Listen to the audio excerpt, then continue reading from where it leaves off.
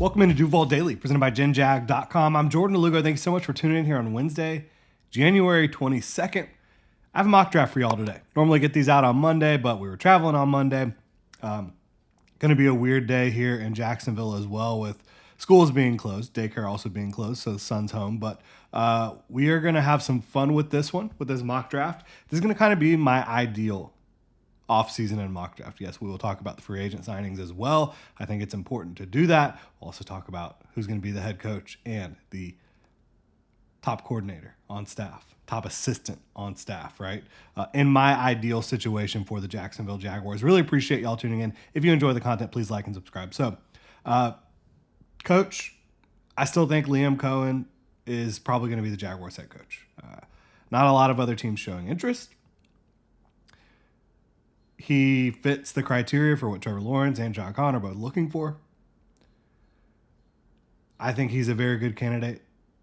I think he's going to be their head coach. Offensive mind, head coach, work with Trevor Lawrence, get this thing going back in the right direction on offense. And I think Robert Saleh is going to be the defensive coordinator. Either Robert Saleh or Patrick Graham. I'm going to go Robert Saleh since he has familiarity within the organization. And so that's how we're going to move forward here. I think that Saleh or Graham would be ideal as defensive coordinators. Either one. Graham has been fantastic as a defensive coordinator throughout his career, and Saleh has as well. So, not the same flavor exactly of play callers, schemers, but both of them have shown the ability to game plan at a high level, to switch things up when they need to be unpredictable at times, and to get the most out of their guys. You've seen that throughout both of their careers. So I like that a lot. And then Liam Cohen, I think he upgrades your run game quickly. I think he upgrades Trevor Lawrence's comfortability, his ability to get the ball out quickly, find some easy targets, build some confidence, and then, start unleashing down the field. And I just think that Liam Cohen's vibe is very chill, but he is also a football lifer. He's always been around football. His dad and his grandfather were both football coaches. He's obviously been a football coach for a long time. He's been around Sean McVay for 4 years as a coach. He's been an offensive coordinator at Kentucky a couple times. He did an amazing job. I mean, Baker Mayfield had a career year, like by far, with this guy dialing things up. I think it's his time. I'm excited to potentially get Liam Cohen in Jacksonville. So those are your coaches, top two coaches, right? I think that Robert Saleh would be an assistant head coach as well in all likelihood in that scenario. Your top lieutenant, somebody who has a lot of experience to lean on, right? And then you get into free agency. I think signing Javon Holland would be fantastic. You could also say Justin Reed. They're not the same style of player. Javon Holland has a lot more range. Justin Reed is a bigger hitter. So I just think that the rangy guy is a little bit more difficult to come by, but I think they're both really good football players. I think Javon Holland's going to cost more, and we're going, again, this is my kind of ideal world. I think getting a talent like Javon Holland entering his prime would be great. Probably about $20 million per year, somewhere in that range. So you're talking about a $9 million cap hit. The Jaguars are working right now with about $36 million in cap space. Depending on who they decide to move on from, they could be working with closer to $50 million plus. But either way, what I have outlined here is going to fit within what they currently have from a cap space situation. So you've got a $9 million cap hit with Javon Holland. That puts you down to about $26 million in available cap space. You signed Trey Smith as well, the guard from Kansas City, and Tevin Jenkins can be a fallback plan, a much cheaper fallback plan. But let's say, again, this is ideal world. You sign Trey Smith, and Trey Smith is going to cost you about $22 million per year, and now you have a dominant run blocking force at guard, also a very good pass protector, and you're starting to see a team that can maybe get that running game going with Liam Cohen coming in and dialing things up. And it's been reported that he's probably going to bring along his offensive line coach as well. And obviously that's a huge part of getting the running game going too. So Trey Smith really helping out the running game. Javon Holland really helping out the secondary, the pass defense.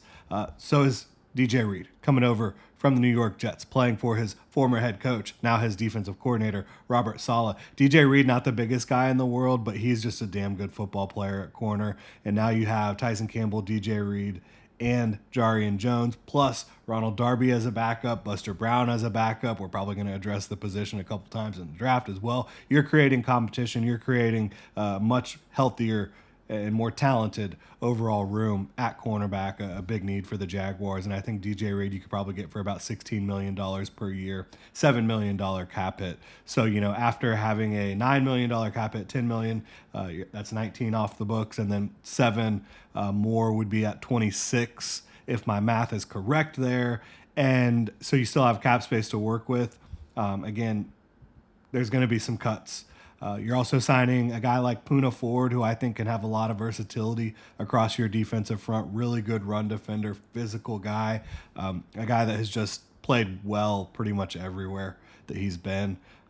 Interior defensive lineman, and he's going to have a negligible cap hit. And then also signing somebody like Josh Uche, who can really be that change of pace, pass rusher, edge player for you behind, obviously, Josh Hines-Allen and Trayvon Walker there. Josh Uche would be very solid in that regard. I wouldn't mind signing another guy to come in and compete for a backup role there at edge as well. So that's leading us up to the draft, right? And we're excited to get into this mock draft. And it took a long time, but I think you have to set the table when you're talking about getting in depth with these mock drafts. I really do.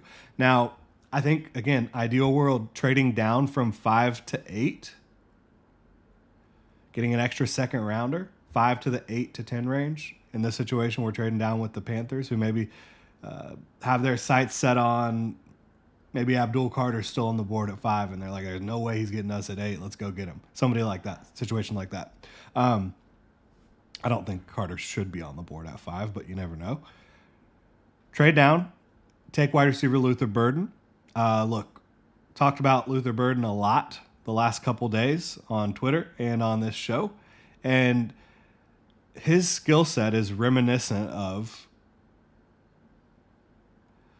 really a couple former LSU receivers. I think he's somewhere in the middle, and that's Jamar Chase and Malik Neighbors. He is so physical, so explosive, so twitched up athletically. He has great hands. Does not drop the football. He has great contested catch ability thanks to his length, his explosiveness, his physicality, his concentration, his body control. I think he's going to be running in the low 4.4s at worst. Like, he is explosive, shot out of a cannon. He's got a rare skill set. And I think pairing him up with Brian Thomas Jr. is setting yourself up for success in a big way, right? You've addressed your right guard spot that you need to get fixed, right? You've addressed safety. You've addressed corner in a big way. You've gotten some depth on your defensive line. Go get Luther Burden. Wide receiver, if you're able to hit on a first-round wide receiver, presents the most value from a cap standpoint, from a roster-building cap standpoint, than any other position in the sport other than quarterback. And I think Luther Burden is primed to be an absolute star. And if you want to say Tedero McMillan, fine, right? But in my ideal world, I think Luther Burden has a good bit more potential overall, honestly, than McMillan, who I think McMillan's going to be a really good starter. I think Burden has pretty much an unlimited ceiling, quite frankly. Because even though he's 5'11", just a hair under 6 feet, his explosive leaping ability and his length and, again, body control and strength, I think he's going to be a monster, absolute monster down the field in contested catch situations, but also unbelievable yak guy, 3-level threat. Good luck slowing down Brian Thomas Jr. and Luther Burden with Trevor Lawrence throwing the football. Second round, pick 36. Tyleik Williams falls to the spot, the defensive tackle out of Ohio State. And I think Tyleik, I think next year you're probably going into the season with Eric Armstead and Mason Smith as your 2 starters on the interior. But I think Tyleik Williams brings a lot of size and physicality, good run defender, but also somebody who can disengage and shed blocks at an extremely high level with his hand placement, with his explosiveness, and can be a penetration style player or a stout player. I think he should be off the board at this point, so you're getting a value. I think there's a good chance, even if it's not Tyreek Williams, that you could get a value at 36 on the interior of the defensive line. And as excited as I am about Eric Armstead potentially playing on the interior next year, certainly playing on the interior next year, and Mason Smith taking a step forward, I don't think Eric Armstead's going to be around for a super long time in Jacksonville, quite frankly. So he's up there in age, contract situation. Tyreek Williams is kind of, I think you're looking at Mason Smith and Tyreek Williams as your interior duo of the future. And obviously Devon Hamilton's still in play, still a guy that can give you good reps. Jordan Jefferson you drafted. You've got some other guys you can work with as well. But I think that that's a really strong path forward and just a value at that point in the draft. Going to get to the rest of this mock draft here for y'all. But first, got to remind you about Underdog Fantasy. Making picks on Underdog is straightforward. Signing up is even easier. Just head over to Underdog's simple-to-use mobile app or UnderdogFantasy.com. Sign up with promo code Duval Daily, and Underdog will give you a free pick to use on your first cash pick entry, plus up to $1,000 in bonus cash when you deposit. Maybe you took Saquon Barkley to find that end zone. Would have been a good call. Maybe you want to do it again for conference championship weekend. Underdog has vulture protection to rescue your pick'em if your running back gets vultured. So they're here to help you out. And again, that's Underdog Fantasy, promo code Duval Daily to claim your new customer special of a free pick and your deposit offer. Must be 18 plus, 90 plus Alabama, Nebraska, 90 plus in Colorado for some games, 21 plus Massachusetts and Arizona, and present in the state where Underdog Fantasy operates. Terms apply. Void in Colorado. Concerned with your play? Call 1-800-GAMBLER or visit www.ncpgambling.org. Arizona 1-800 next step. That's 1-800-639-8783 or text next step to 53342. New York, call the 24/7 Hope line at 1-8778-HOPE-NY or text HOPE-NY 467-369. Shout out to Underdog Fantasy. If you're supporting them, you're supporting us. So getting to the rest of this mock draft, and I love the way this played out. So, and I ran this over at NFL Mock Draft Database Simulator. Second round, pick 57, the pick we get from the Carolina Panthers. I don't know how everyone's going to feel about this, but look, I like Tank Bigsby. I like Travis Etienne. I think that they have a chance in a better run offense to really put their best foot forward. Does that mean I'm not going to try to upgrade the position and try to create competition and try to potentially get somebody who I think can be a star at the position? No, absolutely not. And so, Travion Henderson's off the board. Caleb Johnson's off the board. Ashton Genty's long gone. Sitting here, though, at 57, Omarion Hampton's still there at running back out of North Carolina. And this guy's a ball of muscle. 230 plus pounds, but he is shot out of a cannon explosive. He's nimble at that size. I think he has really grown as a back that can show patience, can show vision.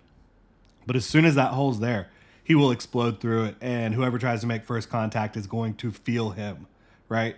So I think Omarion Hampton is somebody that has really impressed me this year, has grown. I think that he's grown in pass protection. I think he's grown as a receiver. Omarion Hampton, if they were able to get him at 57 overall, I think would be a big boon to this offense. And again, Tank and Travis are going to have to earn it.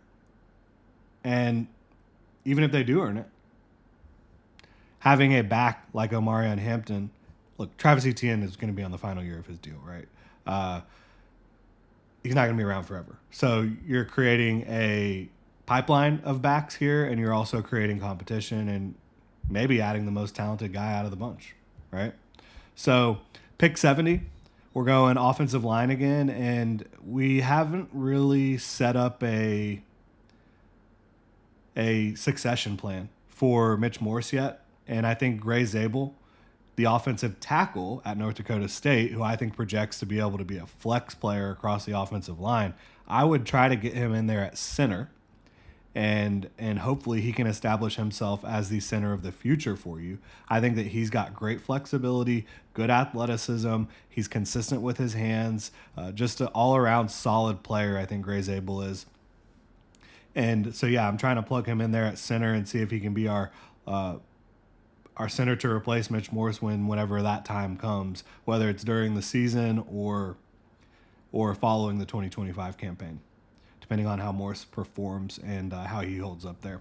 At 88, going corner, Darian Porter, who in my opinion should be a top 40, top 50 type of pick out of Iowa State. He has not been playing corner a long time. Started his career as a receiver, but switched over to full-time corner last couple years, and he has been amazing. I mean, I think his quarterback rating allowed this year was like 6. I mean, if you just dirt the ball, you're going to have a higher quarterback rating than throwing it at Darian Porter, and he's got great length. He's a little thin. I mean, I think he's over 190 pounds, but at like 6'3", it's a little thin, right? But I think getting him in here as again, developmental corner, doesn't have to start right away, but he's got the talent to, I think, be a high-end man cover corner in this league. He's got effortless athleticism and flexibility, hip fluidity, quick feet, long speed. Darian Porter is a lot of fun, so I think that would be a fantastic pick for them. At 105, we've got a name we haven't really talked about, and that's tight end Rondé Gadsden. His dad was a very good wide receiver in the NFL. Rondé Gadsden started as a receiver, converted to tight end, and really, when you watch him play, he's more of a power slot, but he does some tight end-ish things as well. You know, he can block in space. You're not going to ask him to be blocking somebody like Josh Hines Allen one-on-one, right? But he can chip, he can block in space, and he's a gifted football player when it comes to his size, his catch radius, his ability to stretch the seam, to get vertical.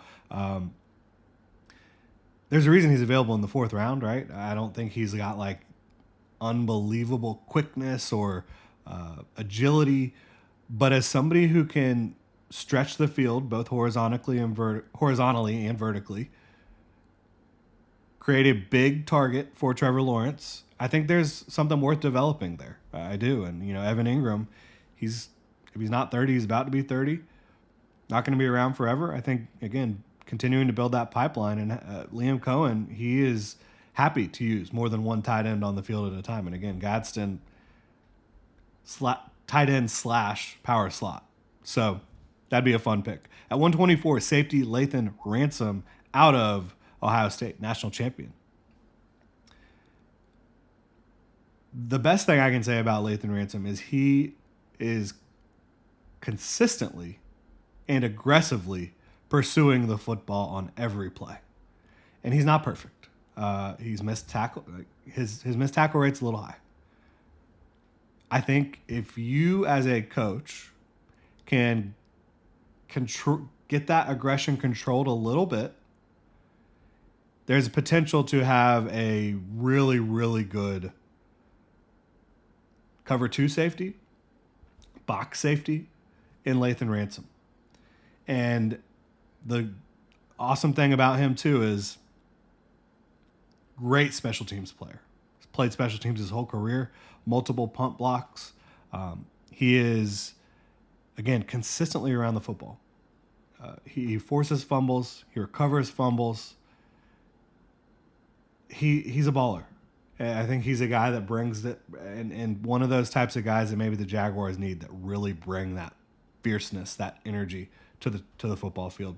And at 142, we're just getting a value here. I mean, cornerback Kobe Bryant is on the board, and so is cornerback Jabbar Muhammad. Both of these guys are smaller in stature. They're not the biggest guys, but they are really talented cover corners, whether they're a backup on the outside or a backup at nickel. I think you've got a good situation. Kobe Bryant plays the run really aggressively and really well.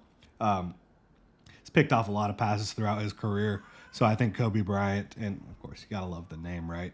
Not spelled the same way, but how can you not love a Kobe Bryant? At 183, wide receiver Daniel Jackson. We've talked about him a lot. He just, for some reason, keeps falling in these drafts, and I think that he's a move-Z/slot type receiver.